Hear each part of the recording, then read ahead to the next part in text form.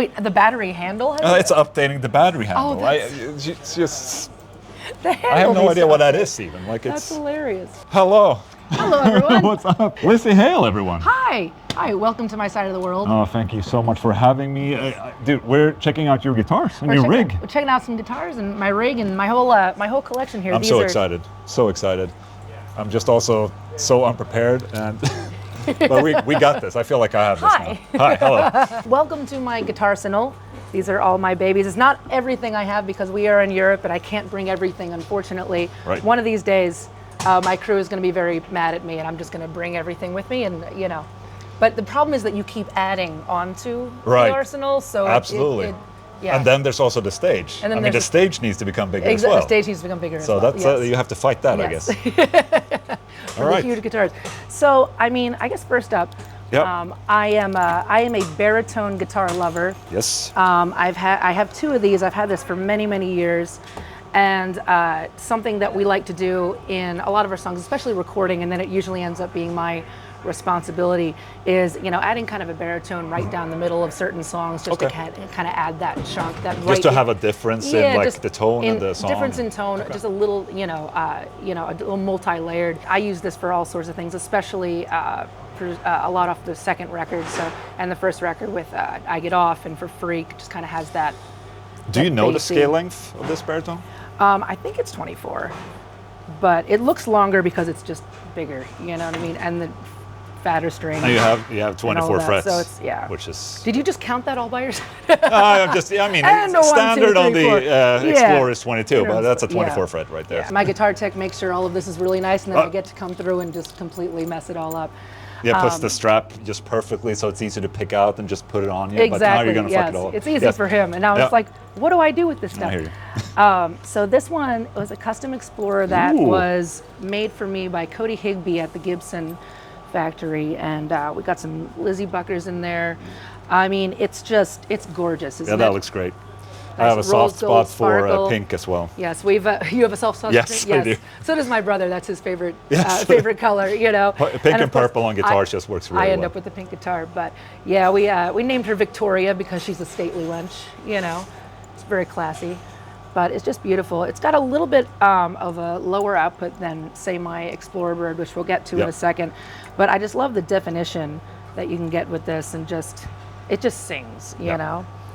And look, it's all clean. It's gonna be messed up later. Oh, it looks great. Now this one is this was a surprise for my 40th birthday. Oh. Also custom from Tone Henge at the Gibson factory, and this is my Firebird. Oh wow. And again with the sparkle, you know, you have to add a little pizzazz in rock and roll. You can't be so, you know. No, I'm all for it. Can't be so whatever. But this thing just is so amazing. This resonance is amazing, and I enjoy this one very much. I play this a lot, especially on this tour with a lot of our newer songs, and for, you know, Everest and all of that, and so you can kind of get a lot of the definition out of the chords. Oh, you know, things happen.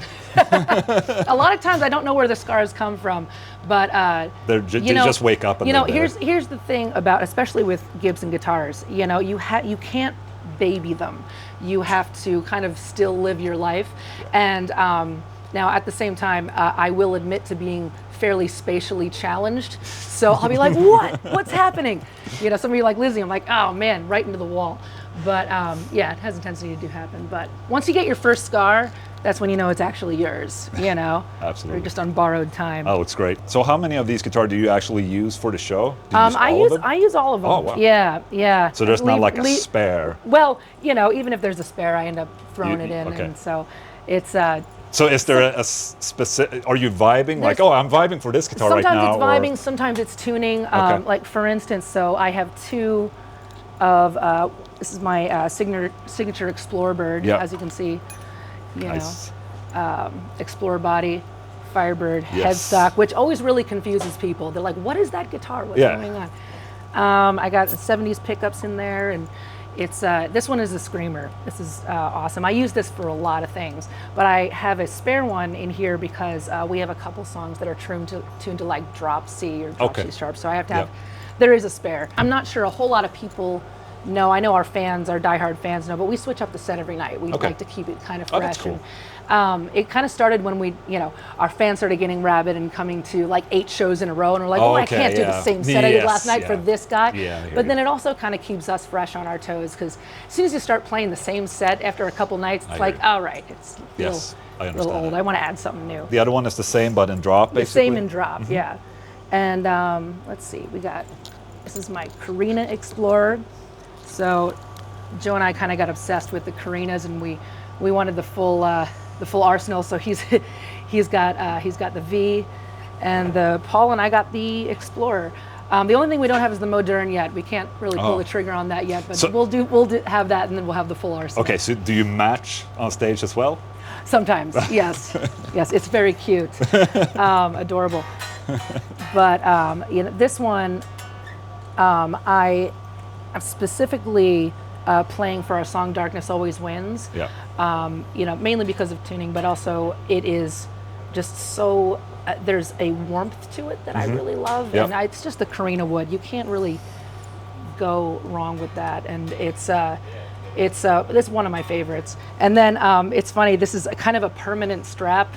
This was given to me by Nick Raskulinitz, producer out of Nashville. He's did our Vicious record and our Back from the Dead album, as well as a couple EPs. And when I brought this in the studio, it was new, and I didn't have a strap for it, so he gave me a strap, but then they ended up bolting it on. So yeah, we just don't take it off. It's right here. Well, it matches. Yes. That's good. But he still gets a little chuckle every time he sees a picture. Right. He's like, "That's my strap." And then these are my adopted children. Not really adopted. They're mine. But this SG is something I've had for a couple years, but I only have it over here. Okay. So every time I come over to Europe, I end up playing around with it, and it's just SG, just want to play a different shape, and yeah, it's fun. You know, so especially when you go from baritone to the Explorers, especially with the Firebird, where it kind of gets a little slippy. This just feels like a brand new toy, and so you just find yourself doing a little bit more. And then I have this, I believe it's called a blood orange burst. Ooh, but this is Paul. That's a thick. It's just standard Paul, but it sounds really great, and I always forget about that. Yeah. And because until I come over here and we start plugging it in, I'm like, oh, I need to put this in more often. So yeah, every now and again I'll be just like, so these are basically sitting in Europe. Yeah, they're just sitting in Europe, just waiting for me, and then they miss me while I'm gone, and then I get to reunite. Now here's this is the weirdest one I got here. This is a double neck SG. Oh, okay. And is it good? Yep. Yeah. See how I'm just rough with everything. And this is standard on top, and then baritone on the back. And the Gibson folks ended up making this for me while we were making our Into the Wildlife record, which is our 3rd record. And we have a song on there called "I Am the Fire." And I had 2 specific parts that I had played in the studio, but I wanted to be able to do it all in one go. Yeah. So it's awesome. Also, when they asked me, they're like, "Do you want to chamber it?" And I'm like, "It's an SG. How heavy could it be?" This is, it's got some heft to it. So if I have back problems when I'm older, this is the reason why. Yeah. Has nothing to do with me. It's all about the rock and roll. But yeah, this is awesome. It's gotten kind of, this has gotten a little yellowed over the years. We've got some checking going on. Oh, that's great. So, and I'll also use it for songs like "I Like It Heavy" and all of that. And just gives you more to do. Absolutely. Oh, that's great. These are the babies I got out with me. They're not yours, they're mine. Check out this. So this is your 2 amp. Oh, you're using the new modded ones. Well, I'm not sure if we're using that anymore. We ended up getting one of these as a spare, and then ended up just kind of reverting back to the the OG, the simplified version. And it depends. It depends on what goes down. I always have a spare. Yeah. And or depending on the room. I don't know. We keep this pretty straightforward. It's just up enough for a little bit of breakup, and then kind of carry on with my super secret settings. Yeah, exactly. My super secret settings that I don't even know half the time, because Evan's like, "I adjusted stuff. It sounds great." I'm like, "That's great. Let's do it." So does this change from the US, or do you have the same? It changed from the US because power wise and we'll have something over here. And, you know, I still use a, you know, JCM 800 on the States. You know, it's I like consistency because you know I got a couple different things I'm thinking about while I'm on stage, so it's nice to know if this works. Absolutely. It's good. So you don't have to worry. Yeah, yeah. Unlike my counterpart on the other side of the stage, which you know he could go to space at any given time. And he's changed out amps like 15 times this year, blown a few. I have an understanding for that. Yes.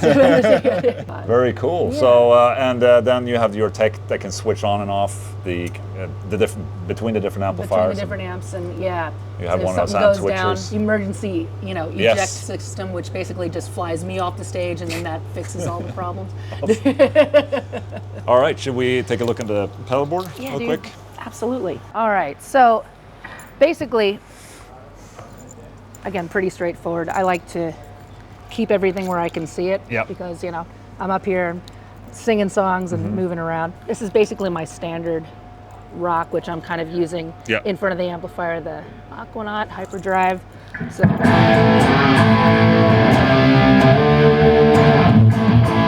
and then if everything's a little bit too noisy or depending on the stages, I have the Aquanaut. Emergency gate. Yeah, with the emergency gate. Yeah, emergency gate. Which, you know, we work hard to make sure that everything still sounds consistent.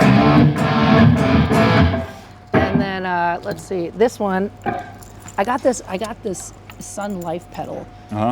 Specifically for our first single off of this latest album ever. It's called Darkness Always Wins. And then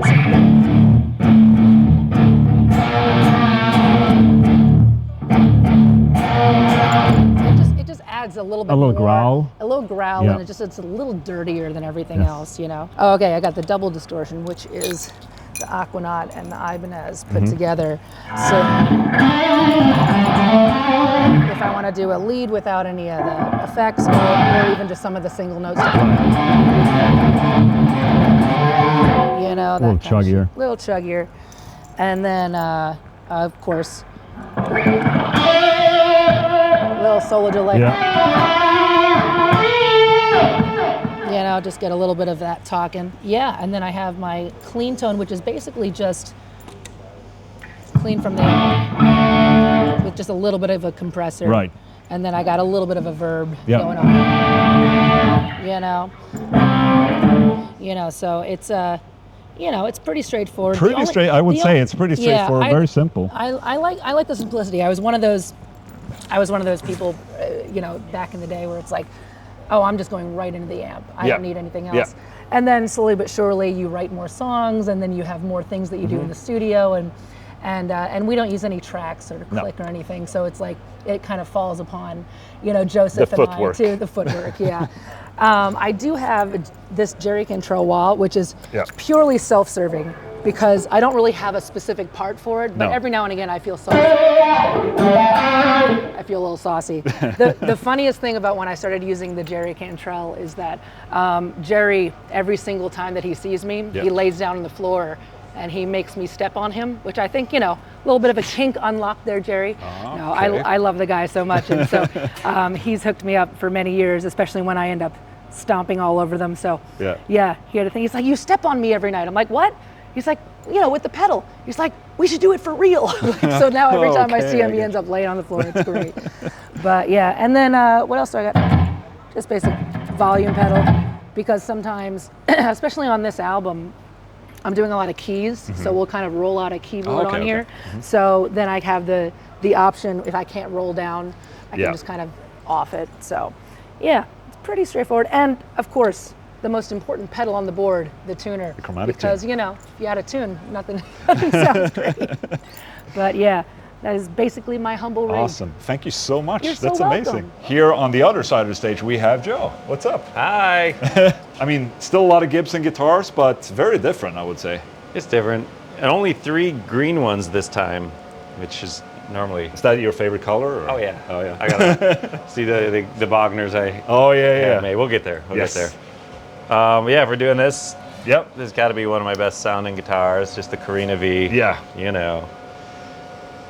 It's awesome. I used it on most of the last record. Dave Cobb was like, I'll buy that from you. Yep. The producer. I was like, no, I like it too much. It is awesome. They're so pretty. Something about the Carina wood. I don't know what it is. Yeah. Lissa said the same thing about hers. Yeah, it's like, it's wild. I have an SG and I just got this Les Paul that they made in '08. That's all Carina. They're just crazy sounding. They're so good. This is fun. This is a Manson. Oh, okay. And yeah, I love the Manson guitars. It's got the fuzz factory built in and the Sustainiac. Right. And a little boop, boop, boop, boop, boop, boop. Kill switch. And used this a bunch on the last few records, actually.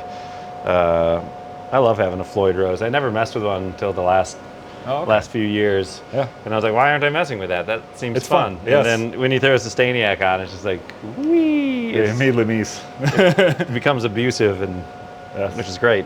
So what are these? Are these? There's a Fuzz Factory. Oh, okay. So it's two of the knobs on the Fuzz Factory. I forget which ones. Okay. It just goes, it can go out outer space. It's the wildest. If you listen to the Vicious record, there's a few riffs on there that were written with this on. It's just, you know. Nice. If you dial it in, then you can just do all kinds of weirdness. It's the party guitar. Yeah, totally. It's a good time. And they're so well made. Mansons are great. Yeah. They're really nice folks. My Euro SGs, I just have these stationed over here. Yeah. Had to get a mirror pick card to try to do something a little different, and haven't done anything too different with this one yet, but they're my down half steps for this show. Okay. Just tuning stuff. This is interesting. We did just swap out strikes and gutters. Oh yeah, that. You ever watch The Big Lebowski? Yes, exactly. Oh, that's funny. I had that made at some point and I forgot about it. And I forgot that was on there even. This is one of the Mod Shop Les Paul Access. Ooh. And I had the guys at the custom shop at Gibson throw a Sustainiac in for me. It's awesome. Just like butchered the back. I love it. And we got the springs, Floyd upgrades, the thicker block, and the does the green spring do anything different? Oh, it's not, you should hear the tone of the green. It's so much better. So I figured. But this is fun, man. Use this all the time. Yeah. You know, Sustainiac stuff. I really went a little bit wild on it on this last record, using that, which is, you know. I really like the smallest details, like the locking nuts stupid right there are green. Little things. That's cool to throw on there. The accessory is cool. I think it's fun. You get I think it's called like a volute or something. Volute, yeah, that's it. So, what's your? Okay, we haven't gone through it all yet, but what's your like go-to first guitar you would get? Is it? Out here on this tour, it's gonna be this one. This is a newer one I got my buddy Tony in Nashville had made for me. The candy green. I have a matching 335 at home, and it's this like a 68 Appointments. I love these tuners. Stinger. Right. Stingers are important. It's just a great custom. Like, it sounds so good. The neck feels good. Yep. It's just doesn't weigh too much. Yeah. Good guitar. Great guitar, actually. I'm working on a double neck, the same color. Okay. I don't know when that'll be done though. It's fun. This is a gift for my birthday. Oh. It's beautiful. Quilt top. Another custom. And we actually like put in some I got some of these Duncans, Seymour Duncan. They're like their custom shop, Pearly Gates ones. They were dipped. I got it from my buddy Jared James Nichols. Yeah. And they sound so good. Yeah. There's so much personality between the two. But do you keep like different pickups on different guitars? Here and there, or you? You know, I usually do like the custom buckers on the Gibsons. Yeah. And if they don't have it, I'll throw some in there. Yeah. And I just decided to try that, and it just kind of melted in my brain. It's the same idea, but like a lot of the custom buckers aren't dipped, and especially you get to a stage like this where the amp is right behind you. Yes. Like the whole Maiden tour. Yeah. You know, we're like, we're stadiums, we're gonna have all kinds of room, and I had 100-watt plexis out, and it turns out our amp was actually right the fuck behind us. I was like, oh no! Like, I was like, ah! You know, it was like a battle that tour, and I didn't get an attenuator. I was just rocking it. Well, you just got to do it. Yeah, you gotta ride the volumes. Work it, make you work a little. This is in 2014. They made these long scale Les Pauls. Oh, okay, they did like 200 of them, maybe 250. Okay. And I got a gold top when they came out, and then my buddy at Custom Shop it was kind of his project. And so he made one for himself. Okay. But he had to sell it. And he's like, if you ever get rid of it, you have to call me first. And I'm like, okay. But this was like it's like, he just picked the top, and I mean, it's just gorgeous. Yeah, that was great. And it's cool. We dropped this down to drop C for some songs. And, you know, it's getting its road wear, but I think guitars are supposed to. So, yes, absolutely. like, I don't care if something gets beat up. It makes it look a little cooler, even. Oh, that's nice. But yeah, beautiful guitar, and it obviously it sounds incredible. This is one of the Honey Badgers. It's so hard to find baritone Gibsons. Right. And I don't know why it has to. I have got a bunch of other baritones. This is my favorite sounding and feeling one. Do you know what the scale length is on these? Nope. It's not like the super long baritones. No. I forget. Well, you got the extra frets at least. Yeah, the extra frets, and I just can't remember. 26 something probably. Yes. It's like I have a white SG baritone at home, and I have a Manson made me a baritone that's incredible. Has the same. So what is the usual? What tuning are you using to? That's drop B. Okay. For my baritone. Lizzy's got, I think her double neck is dropped A for some things. And hers is 2 6ers, a baritone. This is the standard 12 and 6. I think they made 6 of them in this color, this Brunswick Blue Sparkle. At least they did back in the day. It's just pretty. Yeah, absolutely. Looks great. Yeah, it sounds great. Use some thicker strings because this is smaller scale. Yeah. And I was having trouble, you know, just until it evened out. And yeah, guitars are cool. Guitars are cool. That one's might be a little heavy. You don't play it on all the songs, maybe? No.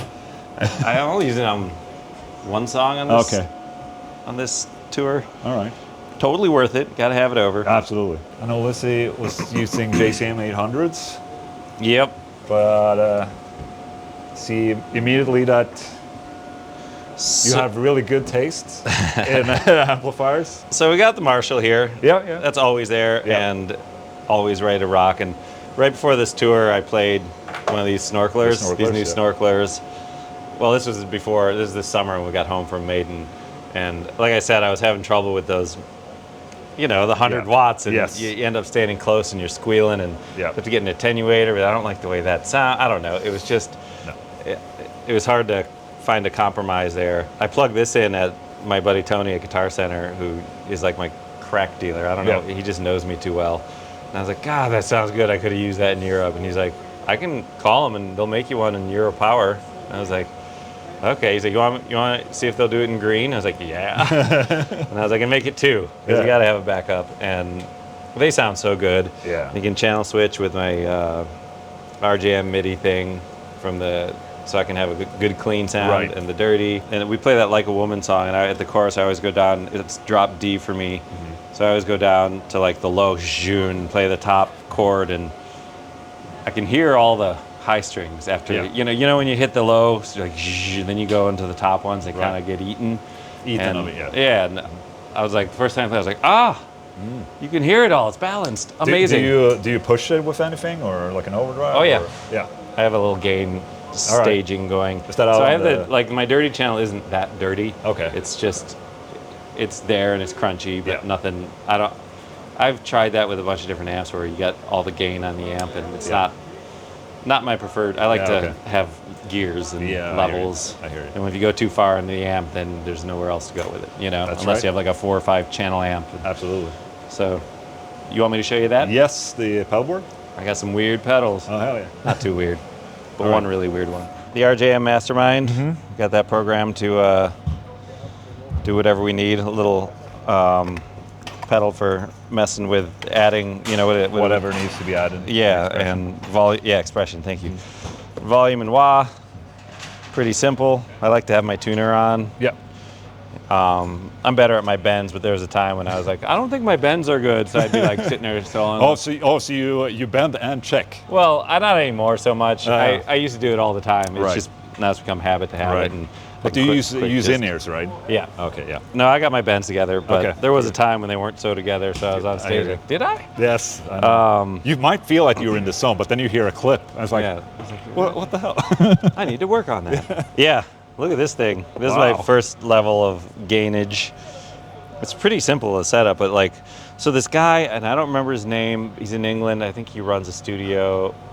He got these tubes that were supposed to be used for like missiles or missile guidance systems or something. Absolutely. And decided to turn them into something that makes music instead, and so he called it the Love Bomb. Yep. And it's just like this tube overdrive, and the bias and the filter. I'm just leaving it wide open now, but they really. That's actually supposed to be. I wonder if he did that on purpose. Yeah, it's so many different sounds you can get out of it, and it beat all my other pedals that I had out for this one. It's kind of big. It's ridiculous. It looks like a joke to me, but yeah, we fit it. I don't know. And I have that into the Dumbleoid. Yep. You ever see those? Danshin in Japan. I've never tried those. It's awesome. I like my second board. I have one of those Brothers, those Chase Bliss Brothers overdrives into a Klon, an original Klon, and it sounds great. But this one with the Wagners, this beat out all my other things. And honestly, this kind of, for what it is, for like this is like the next stage for overdrives or solos and stuff. Just not so much more crunch and that, just add some sustain and keep it going. And got this gate, and H90 is really any effects. Yeah, reverb and delay. And with the MIDI switch in, I can just instantly do whatever I need to do through the mini effect gizmo. Do you program all of this yourself? Yeah, I just gotta. Yes. For some reason, my Rockman is so noisy these days. I don't know what, both of them. On my other board too, I just use it as a chorus pedal. Oh, okay. It's just out of control noisy, so I had to switch back to this chorus. But we keep it on there. Yeah, it's there. I don't know. But yeah, pretty simple, actually. And then we have I haven't filmed this yet, but these incredible cabinets. The Tone Henge? Yes. Looks great. There's normally two more. It's a whole array. Well, Sweden is a small country. We can't fit all those in here. So what are the cabs in terms of speakers? And you know what? I fucking forget. Okay. I straight up don't remember what we have in there. They look great. Amazing. It sounds good. So it didn't turn into like a, oh no, I got to switch speakers. Right. I have a cab that I use at home. It's this Bogner cab. Yeah. That we put these. Oh, they're like 300 watt speakers. Okay. There's four of them in there, and this guy, they're like JBL E120 clones that this guy in Spain makes. Oh, okay. And I mean, it's clear as a bell. Like they weigh 1,000 pounds, but like it sounds so good. Yeah. And you can. I used to, up until last summer, the end of I have these old 70s Marshalls. Yeah. They're clocking at like 120, 150. They're just so hot. Yeah. I was just blowing speakers left and right, and so our sound guy found these JBL E120 clones because he used to do Dickie Betts. And he's like, that's what Dickie would always use. These old JBL, you know. Okay. I was like, okay. And so we tried that, and it's awesome. It's like they don't distort. It's just if there is a sort of, I don't know. They rip, but no need for that. These are great Marshalls, and they sound good. Well, thank you so much. Yeah. This is an incredible rig you have here. I mean, it's fairly simple, I would say still. Yeah. If it works, it works. Yeah, and man, every time I try to complicate things, it like turns into this. I always end up right back at a simple, like easy, like tone or overdrive gain staging, and like at one point I got rid of the Mastermind and just I'd hit the pedal, but I don't know. I really wanted to get to the point where I could get some really weird sounds and then just cut right back to rock without having to do the dance. So it works. The RJM stuff is bulletproof. It's amazing. Awesome. Well, Joe, thank you so much. No, thank you. Appreciate you. You too. Awesome.